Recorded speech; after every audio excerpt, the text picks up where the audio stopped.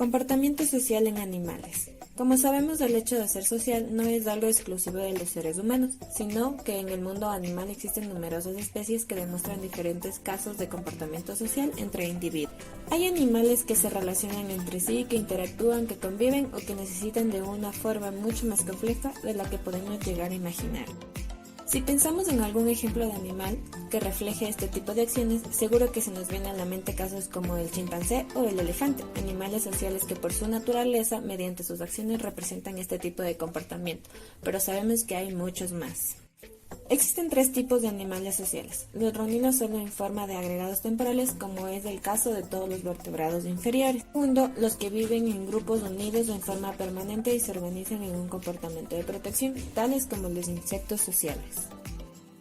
Tercero, aquellos que permanecen agrupados y organizados por imitación mutua y comportamiento defensivo, cual se agregan al cuidado y a la protección, como sucede en muchas sociedades de vertebrados. Hablemos de agrupamiento. Un caso típico de comportamiento social en especies es la convivencia entre individuos.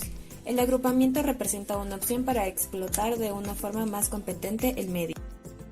Es cierto que en el medio natural no siempre es homogéneo, por lo que podemos encontrar diferencias locales importantes como físicas, químicas, bióticas, etc. Esto puede provocar que diferentes grupos de una misma especie no sean iguales, sino que tengan distintos grados de cohesión o integración. Sin embargo, podemos afirmar que existe una serie de ventajas comunes que adquieren los individuos al agruparse.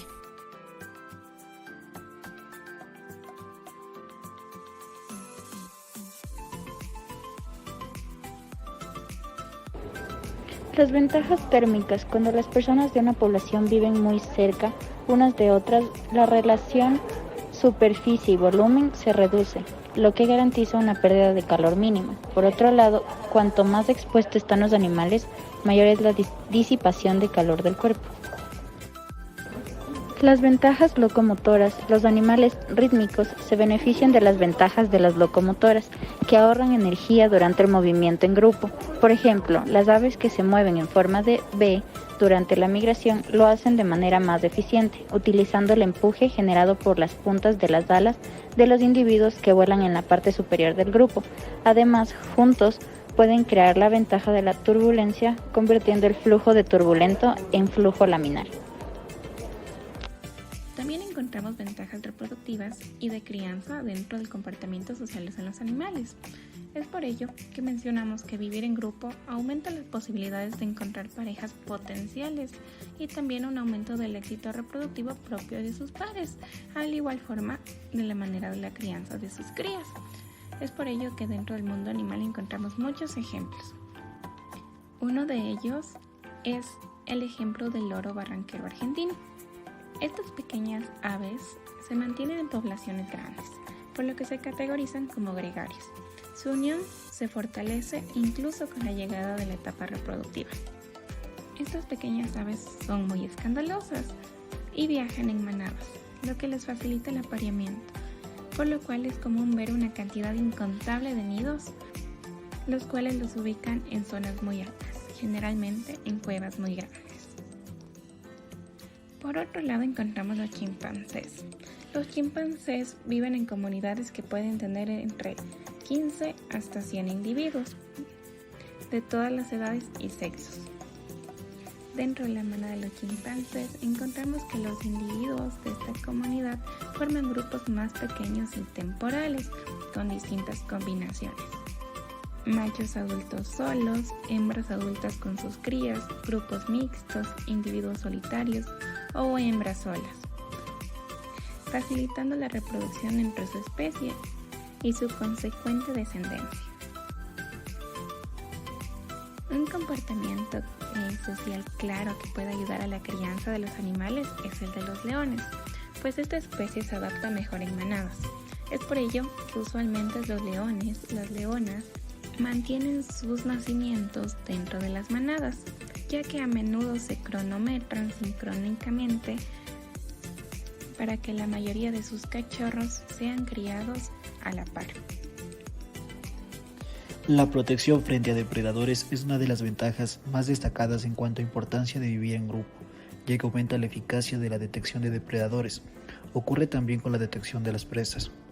Pero el agrupamiento no solo significa la protección frente a competidores interespecíficos, sino que también puede ser una protección frente a depredadores dentro de la misma especie, como por ejemplo, los grupos de leonas pueden proteger a sus crías de los machos errantes, evitando así el infanticidio habitual en ciertas especies. La ansia de los individuos a medida que crece el tamaño del grupo, así como el porcentaje de individuos vigilantes que se sienten más seguros de permanecer rodeados de sus congéneres. Por ejemplo, un jilguero levanta la cabeza más del doble de veces en un grupo de 6. También, según un estudio propio, se ha demostrado que hay diferencias significativas en los grupos de cabras montés en la Sierra de Guadarrama, dándose los mayores porcentajes de vigilancia cuando el tamaño de grupo es pequeño. Por otro lado, gracias al efecto de disolución, para un individuo en concreto se reduce la probabilidad de ser depredado. En definitiva, en un grupo grande, es más fácil que le ocurra a otro grupo, como por ejemplo, los caballos de Camarga forman grupos numerosos en verano, disminuyendo así la probabilidad de ser atacados por sus depredadores. Por otro lado, tenemos el efecto de la confusión, que al parecer los depredadores sienten confusión y les cuesta bastante mantener un foco en una presa cuando se trata de un grupo numeroso. En este caso pondremos de ejemplo las cebras. El depredador siente dificultades en una elección visual debido a la sobrecarga de objetivos móviles en su canal visual, además de una confusión sensorial. Ventajas en la búsqueda de alimentos. Es más efectiva a medida que aumenta el tamaño del grupo, porque como ya hemos comentado anteriormente, hay una detección más eficaz de las presas. Además, si nos referimos a bancos de peces, los grupos numerosos son menos visibles frente a las presas, debido al solapamiento de las esferas de detección y las propiedades ópticas del agua, por lo que se convierten en depredadores efectivos contra individuos aislados. No ocurre así con las aves, donde las grandes bandadas se muestran más visibles ante las presas que los individuos aislados. De hecho, hay pocas especies de aves que forman bandos, mientras que las especies de los peces son más de 4.000 especies que se agrupan en una sola manada.